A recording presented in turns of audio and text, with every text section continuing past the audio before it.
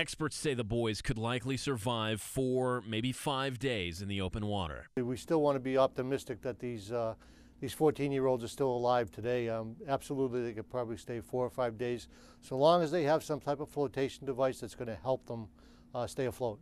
But days after the boys' boat was found capsized off the coast of Florida, searchers are quickly running out of time. We're going into our 5th day of searching, and we don't know if they have any flotation device. And as time passes, the possibility of finding them decreases.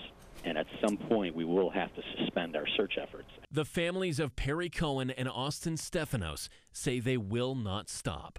We know our boys. We know the determination and the courage that they have. We know the skills that they have. Both of our boys learned how to swim before they learned how to walk. Meanwhile, people continue to gather for prayer vigils to offer their support. And I just want the families to know that we're all behind them. We're pulling for them, and we're hoping the same thing they hope. And experts say, despite the odds, there's still a chance to find the 2 boys alive. Hopefully they had a cooler with them that might have had some water bottles, so they may be drinking it very slowly and keeping that lasting as long as they can. So there's always a possibility that these kids are still alive today, and hopefully they'll be found soon. I'm Andrew Spencer reporting.